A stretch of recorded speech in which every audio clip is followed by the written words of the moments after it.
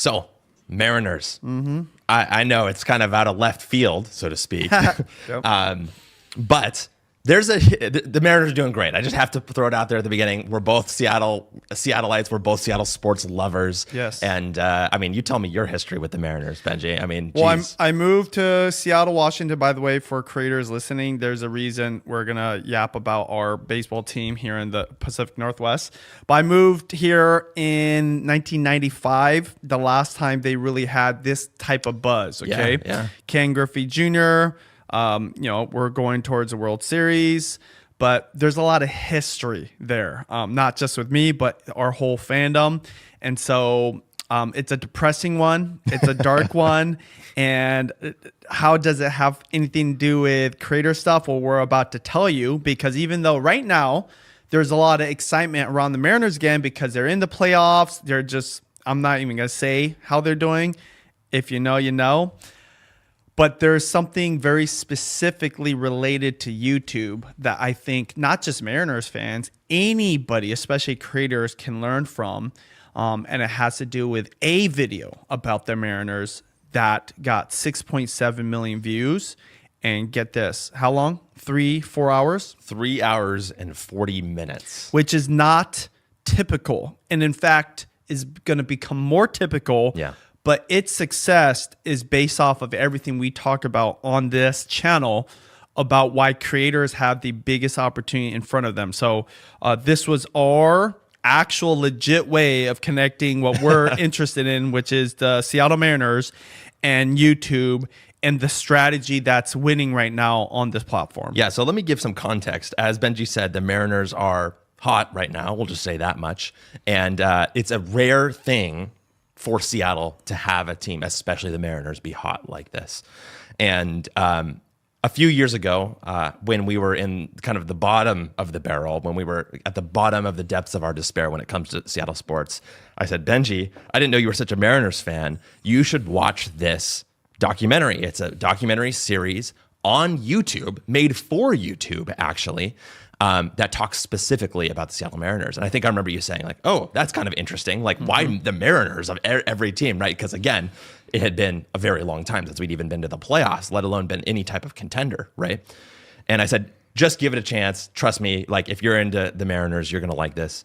And you gave it a shot. And so tell me a little bit about what your experience was like listening to it, and I'll kind of provide context about why it's such a powerful thing for me personally, and then we can kind of break it down. Yeah. And I don't usually, even in this new era we're in terms of YouTube, look for 3 to 4 hour documentaries that look like they were edited in 1990 to watch and listen to. But this was the history of why the Seattle Mariners always are a losing team, or why they can't catch a break. But the editing, as I mentioned, looked like it was done on a Macintosh from the late 90s or the early 2000s, just like when color was introduced to the screen. So it was that bad. And it's really not that fancy. In fact, it's just pictures, screenshots, maybe some video clips of the Mariners and different things related to it from the past, I want to say 25 years. Wasn't supposed to work. Again, this is a type of video that, one, you wouldn't think gets a lot of views, let alone like 6.7 million or whatever it's gotten. But it's so long that like who has time to watch a boring documentary about the Mariners? But I watched it because Austin suggested, like he was like, you got to watch it. It's like for years he was telling me to watch this documentary and I didn't watch it. And then finally I'm like, let me sit down and watch this. I think it probably was like when the Mariners lost, like their playoff run or whatever lost. And I consumed probably the whole entire 4 hours. I bet you I added to the AVD to the max because the storytelling was so good. Yeah. And that is the biggest takeaway. Is number one, if you're good at telling a story as humans, right, regardless what type of viewer you are, what platforms you like, we just get consumed by that story. We want to know what the end is. So that's why you can take a 3 or 4 hour story and still do really well. Secondly, there's a huge place, no pun intended, for longer videos. And this is a video that 10 years ago shouldn't have worked. In fact, it was uploaded a while ago and had like slow growth. And now, especially because the Mariners are winning, again, this is another takeaway too. Very topical, very timely. It's got 6+ million views. I mean, if you're in here, just let me know. Would you mind getting 6 million views? I know I wouldn't mind getting 6 million views. I still have it. I'm on this like new vlog method marathon right now, and I'm trying to get that 1 million viewed. And there's this guy that did a 3 to 4 hour boring documentary about the Mariners, and it's gotten multiple millions of views. And so that was my big takeaway when I watched it. Number one's like, oh, one, Austin was right. Two, this is evidence that there's a new type of video winning and nobody's seeing it. And I don't want to take away from this guy's storytelling skills, but the lack of everything else doesn't matter because there's no competition here. And creators can take advantage of this because all they need to do is tell better stories, make longer videos, and kind of apply the new vlogging method, which we teach at vloggingacademy.com, by the way. Yeah, I mean, one of the amazing things about this, right, is that this was released 5 years ago, right? And for context, again, this is a guy I'd been watching for a long time before he even made this, and forever and ever, this is something I was watching in college with one of my best friends and my college roommate. We were like, he should make a video about the Seattle Mariners because we were super fans of him. He made a ton of videos in this very lo-fi, sort of like very chart heavy, very graphic heavy, sort of like very simple 3D graphics approach, right? You have to go watch the video to even understand what Benji and I are trying to talk about. If you watch the movie Tron, if you watch the movie Tron from the 80s, not the recent 80s, one, it's like that. Yeah, exactly. And so that's kind of his style. But like what it was amazing to us that he made a Mariners documentary because we thought he should, because he makes these videos about kind of like teams that are sort of weird or silly or whatever. And this was his first super mega documentary that he made. All of his other videos were like 10 or 20 minutes, right? Which during that period, 5 years ago even, was like, oh, that's kind of long, right? That's kind of long for a YouTube video. But this was one of the first instances that I saw of anybody going and saying, hey, we're going to take this story and make it into something that is episodic. They're like anywhere from 20 minutes to 45 minutes, sometimes up to an hour-long episodes that we're going to release one at a time, week by week on YouTube with this mega intricate story that's all woven together in this way that kind of gets together at the end, and release it as if it was a TV show, basically. And so they do it because there's multiple uploads, right? There was multiple uploads initially. And so people kind of started to get watching it, and his core audience was really into it, and it was doing pretty well at the time. It got accolades from like the New York Times and stuff like that. Like it really went big, right? This is a YouTuber, by the way, right? So it's going all over the place, and this is during COVID too, right? So it was like perfectly placed for this type of thing. But what it was showing is that people were starting to realize that you could put together these mega shows and actually have them find success on YouTube as the place you release it. Not Netflix, not Disney Plus, but YouTube in particular. So what do they do after that? They're like, okay, we released the whole thing. We're going to slap it all together in one mega supercut. That's 3 hours and 40 minutes and 6 seconds. And guess what they say in the description? He says, a note from John. Alex and I have decided to slap all 6 parts of this history of the Seattle Mariners into one big 3 hour, 40-minute cut. And now we're listing it publicly so you can watch it on your TV. And so he knew from the beginning that he wanted people watching this basically epic Ken Burns almost like movie documentary on their television, which is something you and I have been obsessed over for the past year now. At this point. What year did he upload that video? 2020, September 24th. So he was on to something back then. And I have to say, like, go watch, like, even if you are not a sports fan, even if you're not into like these kind of longer things, watch like the first episode of this, watch the first 5 minutes of the episode to get a sense of what this guy does, because it is amazing to see how he kind of had that vision all the way back in 2020 and knew exactly what he was aiming for back then. And even if you have no context or desire to listen to the topic of the Mariners, or you think the editing isn't that good, that's kind of the whole point. That even if you've got an interest or an obsession or just something that you love talking about that is, you think, limited to a small group of people, there's so few people creating longer videos like this for that audience. think about you and what you talk about all the time, right? Like you bore your friends when you hang out with them about this weird hobby. If you can do that, you can do YouTube right now better than ever, because this algorithm is helping documentary shows and longer videos like this that should have never worked get in front of the right people. And I'm telling you, this wouldn't have worked. Definitely not 20 years ago. Oh, certainly not. 10 years ago. 5 years ago, obviously it did work, but it was slow going. And because he was one of the first. And because the Mariners are back in the radar, right? Back on the trending, like wave. Guess what? This video that was uploaded 5 years ago is probably going to get 6 more million views. If anything good happens, right? This is just going to continue to get views. So think about that takeaway, long-term revenue, because man, he's got to have at least like 20 or 30 ads on this video, and he's probably making bank. He's probably like, thank you, Lord, I made this video in 2020. I know that it's more than 20 or 30 because me and my girlfriend watched it over the weekend, and it was like literally an ad every like 2 or 3 minutes. You need to get premium. You need to get premium. And actually, I literally said, I never want premium because I want to see how the ads are going. This almost made me get premium because it was the same ad over and over and again. You know what it was for? TikTok. Which is crazy. Wow.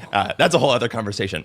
I want to speak to the algorithm thing that you brought up, which is that right now, if you look at the vidIQ chart that kind of tracks the video's views over time, first of all, remarkably linear. It starts at the beginning and just marches and marches and marches and marches and goes up. Steady Freddy. I would say in 2023, so that's 3 years after they posted, it started to do that thing where it tails off. But guess what? 2024, after the Mariners start to do pretty well, at the end of 2023, it goes back up again and starts to go and march and march and march and starts to tail off now. And guess what? They're doing well again, starts to march and march. There's a couple of things that I want to bring up before we move on to the meat of the show here, which is that, number one, if you go to the documentary, the top comment right now is from somebody who watched it, actually literally all of them, 4 days ago, 1 day ago, 2 weeks ago, 3 weeks ago. And the top comment is, I am sprinting over here to plead for a new chapter in this series. And thank you guys for making me a fan of this team a few years ago. What a ride.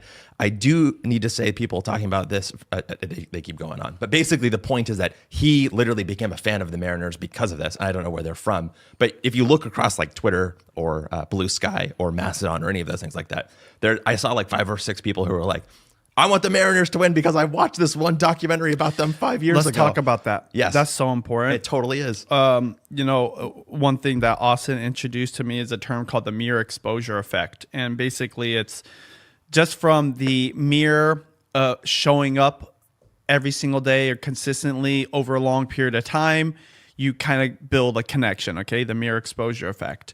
That can also be done with one upload. Yes. From a long viewing period. And guess what? A compelling story. There are people, so I've been a fan of the Mariners, legit. Judy, my wife, was arguing to me saying, hey, you're a bandwagon guy. You don't really love the Mariners. No, I've gone to Mariners games when it was in the Kingdom. That's before Nuccioli, who's producing this, was even born, okay? Watch the documentary to understand. And so I went there and watched them score home runs in our old stadium, and I've been a fan ever since. I used to play baseball when I was younger. Yeah. And this is not to prove a point or anything about my fandom. The point I'm trying to make is there's a long history there, and that's why I love the Mariners, even when it doesn't look like I do, okay? By the way, got plenty of receipts because I've been wearing Mariners gear. Oh, yeah. All the time. But there's people that never watched the Mariners, never was a fan of this team, and didn't even live in Seattle or the Pacific Northwest, that watch this 3 to 4 hour video and they fall in love. Almost they become obsessed because the storytelling about the Mariners' history, the doom and gloom, the dark, depressed, years that we've had, all the disasters that we've experienced as a team, make them like the super underdog, and all you can do is root for them. Yeah. And so when they're having this moment, all those people are like, oh my gosh, this is so crazy. They're seeing the sequel play out right now. 100%. And so these fans, both me as a fan that's been, watching them for 30 years, as well as somebody that's just watched a 3-hour documentary, it's just the same. And that is the power of a longer video, right? Or many long videos. I've experienced this as a daily vlog with my wife. I just went to a restaurant the other day and somebody came up to me and she was in shock. She goes, I've been watching you since before you had your first daughter. And we're talking, 12 years ago. And that was from the mere exposure effect. But what's crazy is a good story can give you the same kind of connection from one upload. Yeah. And you become that from watching the whole 4 hours. What should a creator know about this is it's possible if you put out something that someone loves for them to become a super fan of you, and you don't know what you can do with that. And the only thing stopping you is you are uploading TikToks right now. It's ironic you say TikTok ads played, right? You're like, get out of the way, TikTok. I just want to watch this documentary. People actually do want this.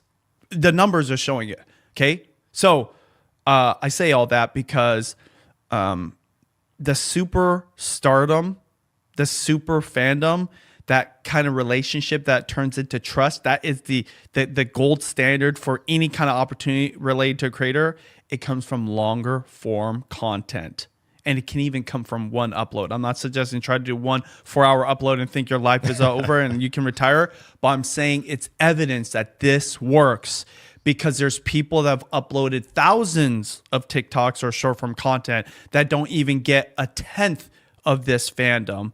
And so it seems a little unfair, but it's the power of what's happening right now with YouTube, longer videos, and especially really good storytelling. Imagine watching this 3-hour, 4-hour documentary and you see the same 2 ads play over and over again. And it's TikTok trying to tell you that people only go on there to learn math and read books.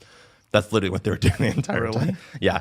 One last thing before we move on, which is that it reminds me a lot of what we talked about last week on the show with Dan and Pat Flynn and the lessons we learned from their story telling on the Pat Flynn's Pokemon channel, Deep Pocket Monsters. Dan has this amazing talk that he gave at Vid Summit. He gave it at their card party that we were lucky enough to see. We got the chance to really sit down with him and pick his brain about it. Like, he is 100% in on the storytelling.